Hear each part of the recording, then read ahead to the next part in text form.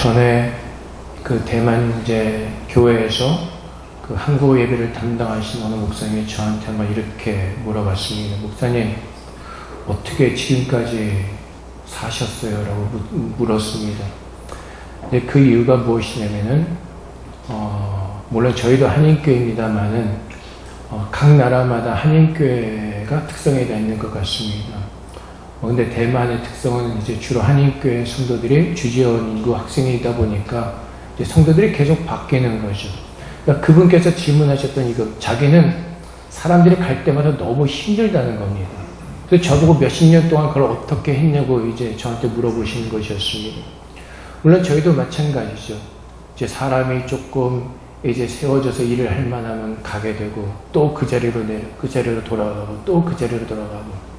사실 목회하다 보면은 뭔가 공중에 뜬 것 같은 기분이 듭니다.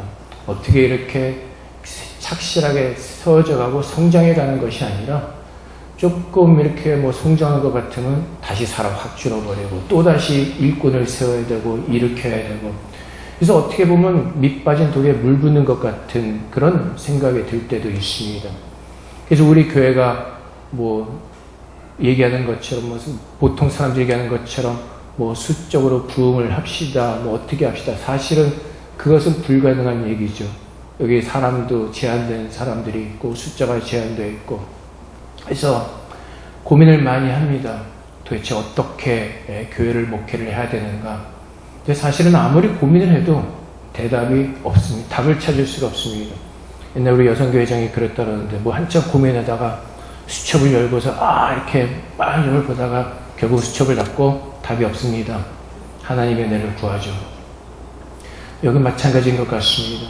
우리가 어떤 세워진 관점에서 교회를 이렇게 하자 저렇게 하자, 우리가 그렇게 하는 것이 아니라, 정말 우리가 이곳에 있는 교회가 하나님의 말씀 가운데 주님께서 어떤 모습으로 서기를 원하시는지 우리는 그것을 깨닫고 그 모습으로 서 있을 수 있는 교회가 되기를 소망합니다. 그래서 오늘 본문을 통해서 하나님께서 우리 찬양교회 이곳에서 어떠한 그 역할을 감당하고 또 어떠한 교회 모습으로 세워지기를 원하시는가, 이 말씀을 통해서 우리가 나누고 우리 찬양교회 모든 성도들이 그렇게 주 예수 안에서 세워지기를 주님의 이름으로 축복을 드립니다. 오늘 말씀에 보면은 마태라는 세리가 등장합니다. 예수님께서 어느 곳을 떠나서 지나가시는데 거기에 마태라는 세리가 앉아 있었습니다. 그 당시에 이스라엘에서 세리라는 직업은 돈은 참 많이 벌 수 있는 직업이었습니다. 근데 사람들로부터 굉장히 욕을 먹는 직업입니다. 그 당시에 이스라엘은 로마의 식민지였습니다. 그래서 로마에서 세리들을 세웁니다. 세금을 걷는 사람들을 세우고, 이제 로마에서 주는 할당량이 있습니다. 뭐 10%면 10% 세금을 내라.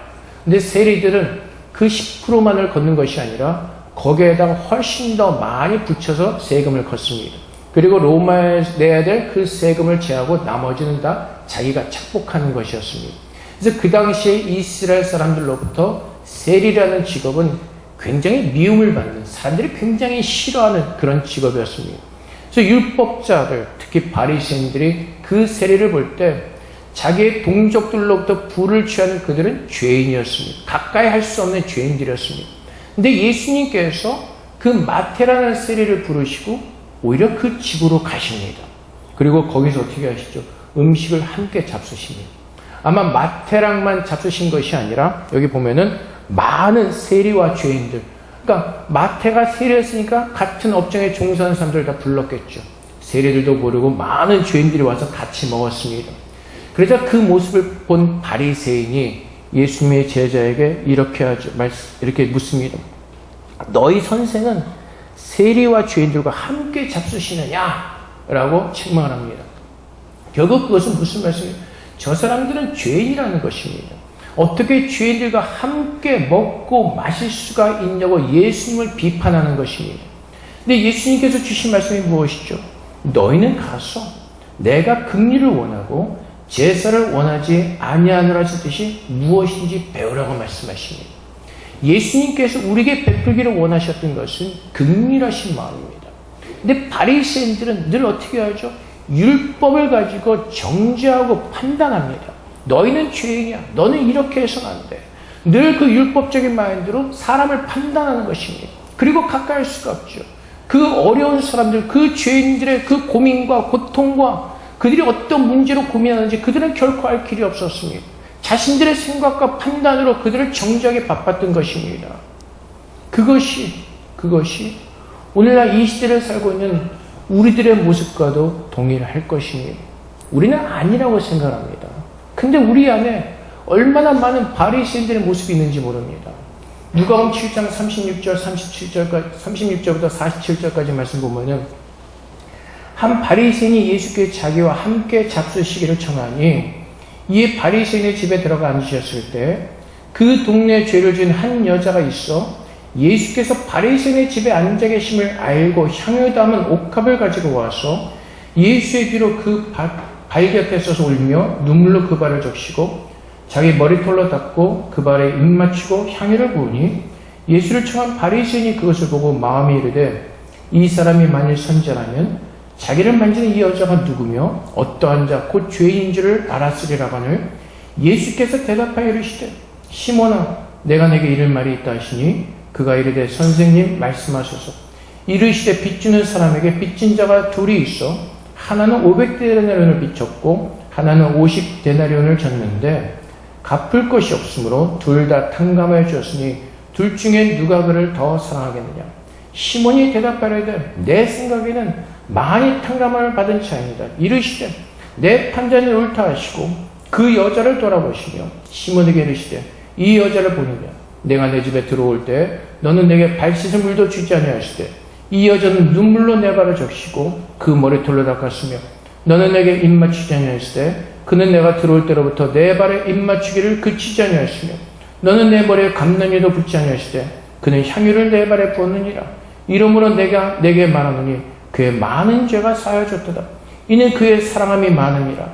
사함을 받은 일이 적은 자는 적게 사랑하느니라. 예수님이 이번엔 어느 바리새인의 집에 가셨습니다. 정말 예수님의 친구는 다양한 부류를 이루고 있었던 것은 바리새인의 집에 가셨습니다. 근데 바리새인의 집에 가셨는데 어느 여인이 들어왔습니다. 근데 바리새인이 얘기하는 것처럼 그는 죄인이었습니다. 그 여자는 들어와서 주님의 발로 눈물로 닦고 머리털로 닦고 향유를 부었습니다. 근데 바리새인은 그 옆에서 무엇을 하고 있죠? 마태복음 9장에 있는 것처럼 똑같이 정죄합니다. 저 여인은 죄인이라는 것입니다. 만약에 예수가 선지자라면 그 죄인이 가까이 와서 이 하는 행동을 거절하지 않고 그대로 받아들이고 있냐고 판단하는 것입니다. 근데 주님께서 그 바리새인에게 말씀하시죠. 이르시되 빚주는 사람에게 빚진 자 둘이 있어 하나는 500데나리온을 줬고 하나는 50데나리온을 줬는데 갚을 것이 없으므로 둘 다 탕감하여 줬으니 둘 중에 누가 그를 더 사랑하겠느냐. 당연히 많은 빚을 지었던 사람이 더 감사하고 사랑하는 마음이 들겠죠. 우리가 주님 앞에서 하나님의 자녀로서 주님의 긍휼하심과 주님의 섬김을 따라 살지 못하는 이유가 바로 여기 있습니다. 우리는 바리새인들처럼 율법적으로 합니다. 죄가 무엇인지를 압니다. 그리고 내가 하나님 앞에서 죄인이라고 고백은 합니다. 근데 내가 죄인이긴 하지만은 저 사람보다 죄를 덜 지은 사람이라고 생각을 하고 있는 것입니다. 지적으로 아는 것은 나도 똑같은 죄인이라는 것을 압니다. 하지만 성경에서 다 똑같은 사람이라고 말하고 있지만은 나는 저 사람보다는 죄를 덜 지었다고 생각하기 때문에 그렇습니다. 얼마 전에 모임에서 누가 저에게 이런 질문을 했습니다. 어떤 사람이 살인을 했습니다. 사람을 죽였습니다. 근데 내가 저 사람보다 죄를 덜 지은 건 아닙니까? 저 사람 분명히 사람을 죽였습니다. 나는 사람을 죽인 적이 없습니다. 그럼 제가 지은 죄가 저 사람보다 덜 하지 않습니까? 라는 질문을 합니다.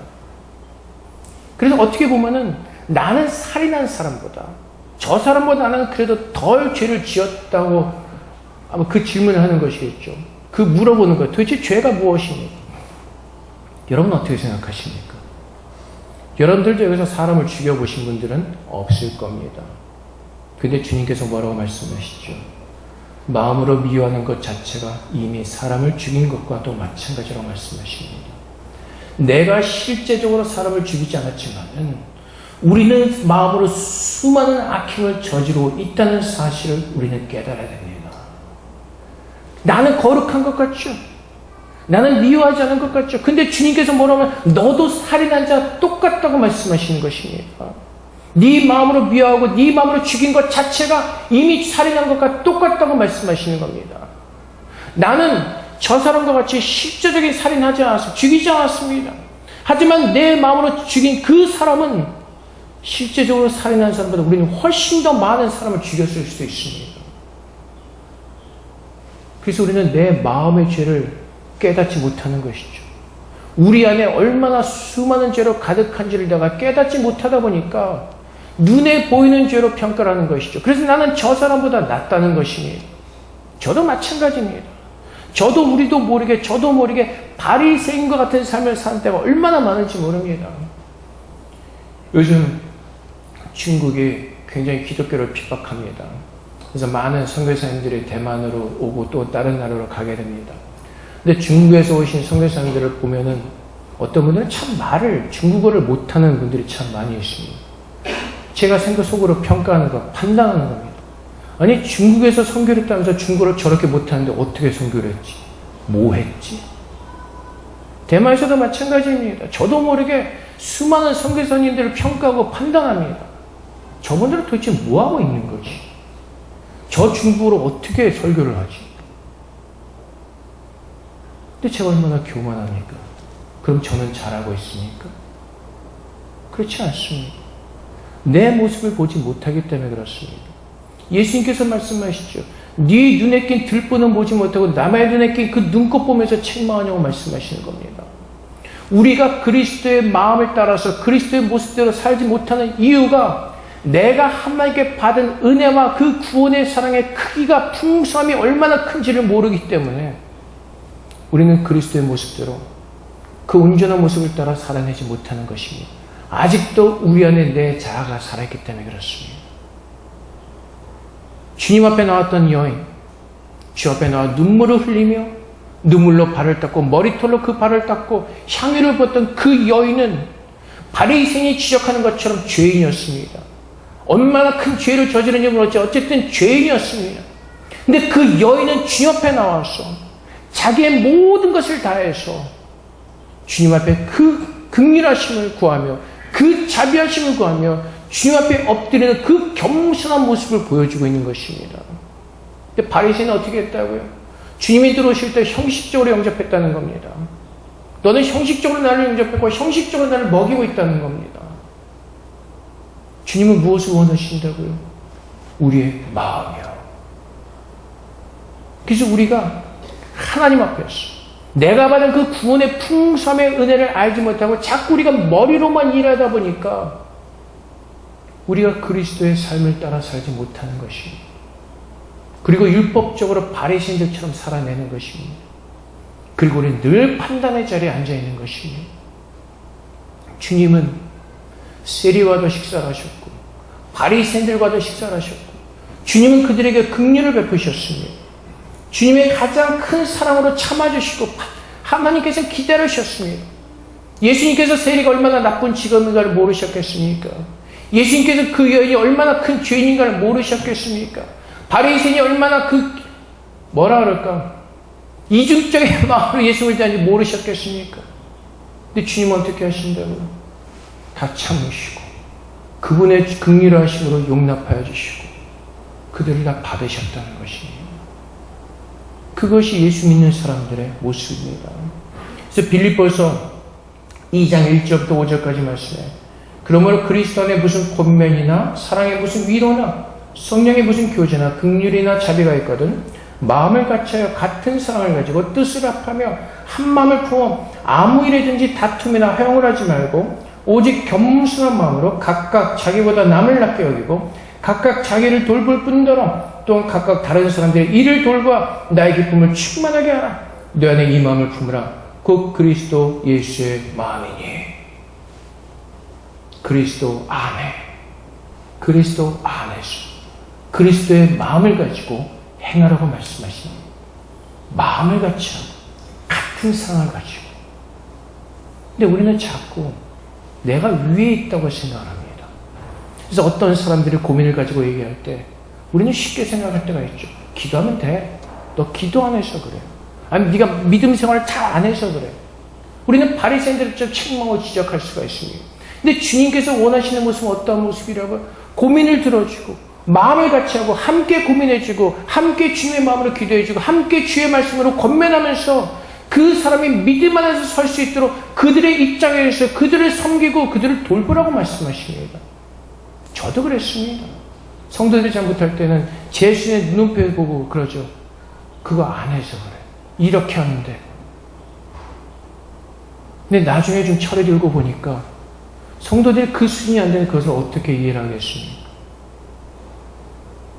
성도들의 수준에 맞춰서 이해해주고 들어주고 인도해주고 말씀을 함께 격려하고 기도해주고 근데 많은 고민이 있는 사람인데 정말 그 누군가 들어주기를 원하고 정말 함께 마음을 나눌 수 있는 사람이 있어서 그것을 원하는데 교회 안에 왔더니 누군가 권면한다면서 그냥 기도하면 돼. 기도 안 해서 그래. 믿음이 없어서 그래. 그럼 얼마나 그 마음에 큰 상처가 되겠습니까? 주님께서는 우리를 그렇게 찾아오셨습니다. 너는 이 마음을 품으라고 그리스도의 마음이니. 근데 주님은 누구시죠? 빌립보서 2장 6절부터 8절까지 말씀해 그는 근본 하나님의 본체시나 하나님과 동등됨을 취할 것으로 여기지 아니하시고 오히려 자기를 비워 종의 형체를 가지사 사람들과 같이 되셨고 사람의 모양으로 나타나서 자기를 낮추시고 죽기까지 복종하셨으니 곧 십자가에 죽으십니다. 예수님은 하나님이셨습니다. 근데 주님께서 어떻게 해요? 하나님의 본체시나 하나님과 동등됨을 취할 것을 여기지 아니하시고 자기의 모든 것을 비우시고 죄인된 인간의 모습을 입으시고 우리를 찾아오셨다는 것입니다.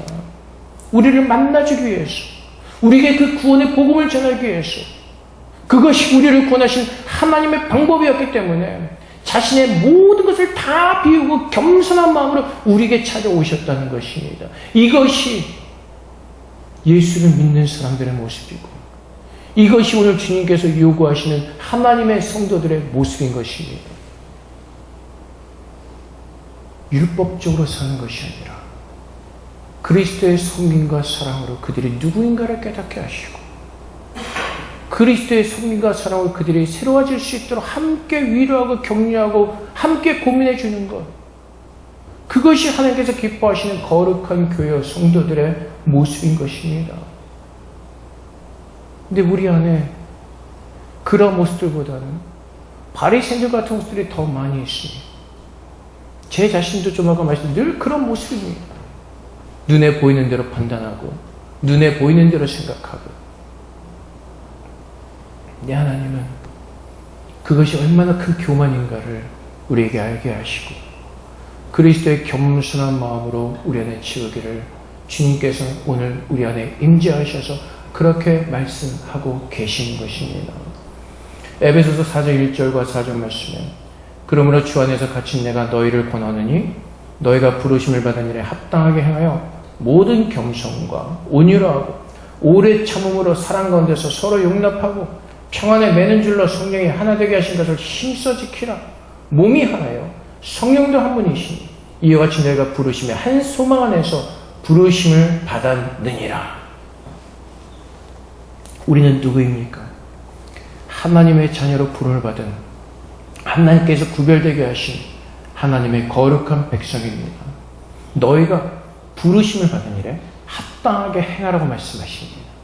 그 합당한 행하는 모습이 모든 겸손과 온유와 오래 참음과 사랑 가운데서 서로 용납하고 하나됨을 힘써 지키라고 말씀하십니다. 근데 바리새인은 어떤 모습이죠? 너는 죄이니까 너는 아니라는 겁니다. 네가 돌이킬 때까지 아니라는 것입니다. 주님께서 예를 드셨던 그 기도하는 사람의 피, 바리새인에서 그 세리가 있었습니다. 근데 바리새인은 세리를 보면서 뭐라고 지적하죠? 죄인이라는 겁니다. 나는 일주일에 2번씩 금식하고 11절을 꼬박꼬박 드린 나는 거룩한 사람이라는 것이 나는 저 세리와 같지 않다는 것입니다. 그리고 어떻게 스스로를 구별합니다. 스스로 구별한다는 것은 무엇입니까? 분리한다는 겁니다. 근데 주님께서 원하시는 것은 무엇이라고요? 서로 용납하고 참고 견뎌내면서 예수 그리스도 안에서 하나됨을 힘써 지켜내라고 말씀하신 그 힘써 지키는 길이 예수님처럼 내 자신을 부인하고 내 십자가를 지고 주님을 쫓을 때 나는 죽고 내 안에 계신 그 예수를 바라볼 때 그 능력으로 하나됨을 힘써 지켜낼 수가 있는 것입니다. 그래서 교회는 우리가 함께 모였습니다. 우리는 많은 수많은 다른 그 백그라운드를 가지고 있습니다. 자라는 환경도 틀리고 받은 교육도 틀리고 직업도 틀리고 공부하는 것도 다 틀린 사람들이 모여 있습니다. 얼마나 다양한 사람들이 모여 있습니까? 우리가 함께 모여서 그리스도의 진리 안에서 그 진리만이 영원한 것임을 깨닫고 그 진리를 기준 삼아서 예수 그리스도를 닮아가는 모습이 이 안에서 이루어지는 겁니다. 그래서 부딪힐 때마다 바리새인들처럼 너는 죄인이야, 너랑 같이 못하게 해서 분리돼서 뛰쳐나가는 것이 아니라 그럴 때마다 하나님께서 나를 어떻게 사랑하셨는지 그 예수님께서 나를 어떻게 사랑하시니 그 사랑을 기억하고 내가 받은 그 풍성한 일을 기억하면서 하나님 앞에서 내 자신을 비우고 주님께서 우리를 용납하셨던 것처럼 우리가 그렇게 서로를 섬길 때 그것이 참으로 주님께서 기뻐하시는 교회고 그것이 정말로 그리스도의 사랑에 따뜻한 사랑이 넘치는 교회가 될 것입니다. 그 사랑 안에서 사람들이 회개하고 그 사랑 안에서 돌이키게 되어지고 그 사랑 안에서 그리스도의 사람으로 온전히 세워져 가는 귀한 역사가 일어나게 될 것입니다. 우리나라 사람들이 잘하는 말이 있죠. 사람들이랑 싸울 때 내가 너 누군지 알아. 근데 소크라테스가 한 말이 있죠. 명언이 있습니다. 너 자신을 알라. 내 자신이 누구인지 알면은 우리는 하나님 앞에서 다른 사람들 앞에서 우리는 할 말이 없어지게 되는 것이에요. 나는 오직 주님의 은혜 속에서 그 앞에서 하나님 감사합니다라고 주님을 찬양하는 그 고백밖에 드릴 수밖에 없을 것입니다.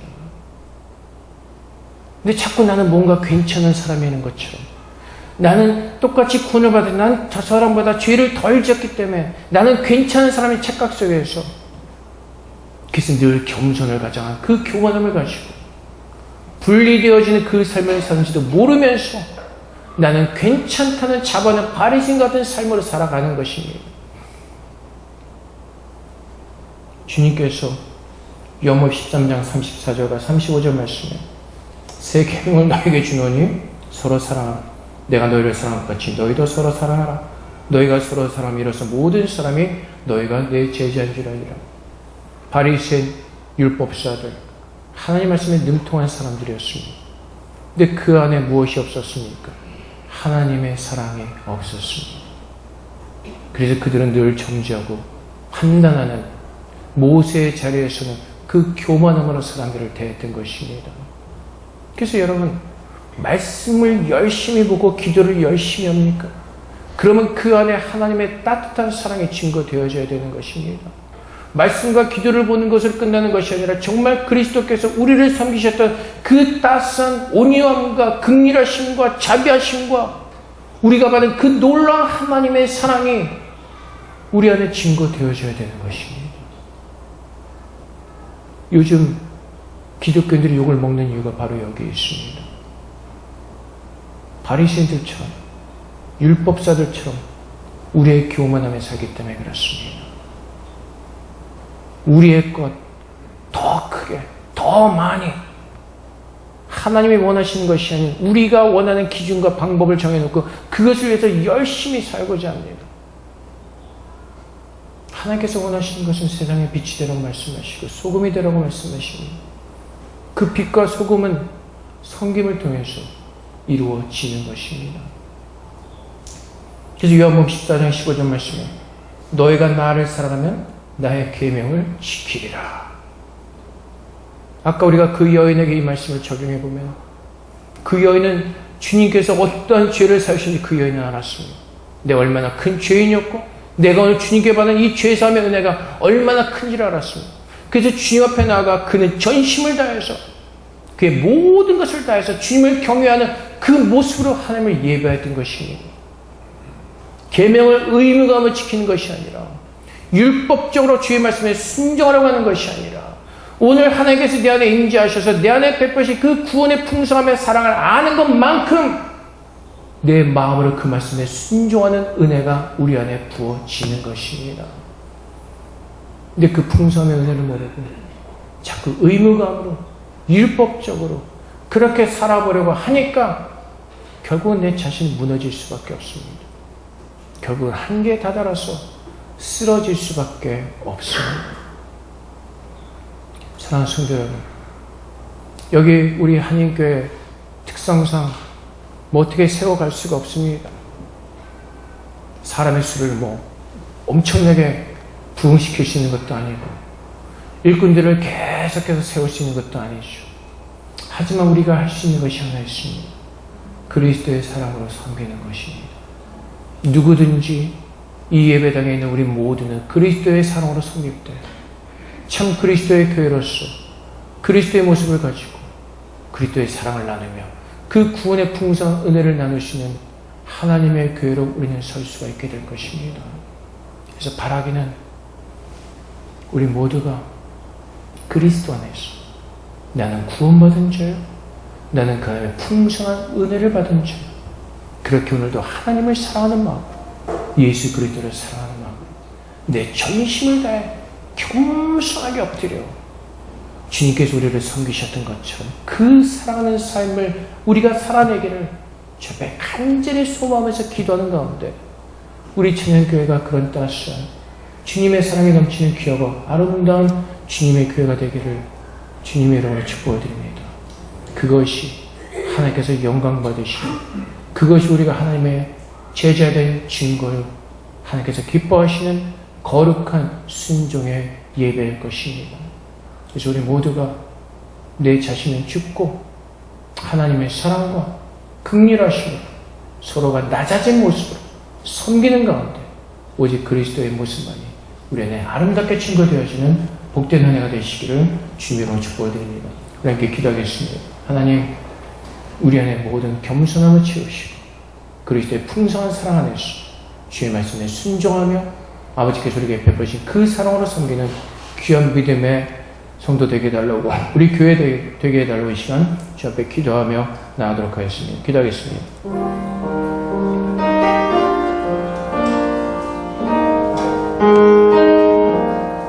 사랑의 아버지 하나님, 주님의 사랑을 알게 하시고 주님의 사랑 앞에 무릎 꿇게 하여 주시옵소서. 우리 안에 모든 바리새인의 교만한 마음을 꺾으시고 주님의 겸손함으로 채워주시옵소서.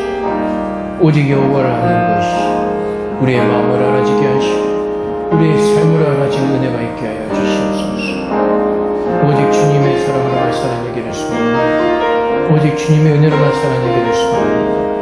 오늘도 우리 함께 하시는 하나님, 우리에게 긍휼을 베푸시고 그 긍휼의 은혜의 신관을 거하게 하시고 주님 바라보는 놀라운 사랑이 우리 안에 있게 하여 주시옵소서. 하나님 감사합니다. 오늘도 그 주님의 사랑 우리 함께 하시면 감사합니다. 주님 복 내려 주시옵소서. 구원의 복을 알고 그 복을 따라서 믿음의 성도 되게 하여 주시옵소서. 사랑의 아버지 하나님, 주님 구합니다. 하나님께서 우리에게 베풀으신 그 구원의 풍성한 은혜가 오늘 우리의 마음으로 깨달아지게 하시고 그 주님의 사랑이 우리의 마음에 새겨지게 하여 주시옵소서. 이제 내가 사는 것이 나의 의와 나의 교만으로 사는 것이 아니라 하나님의 은혜로만 살아내기를 주님 소망합니다.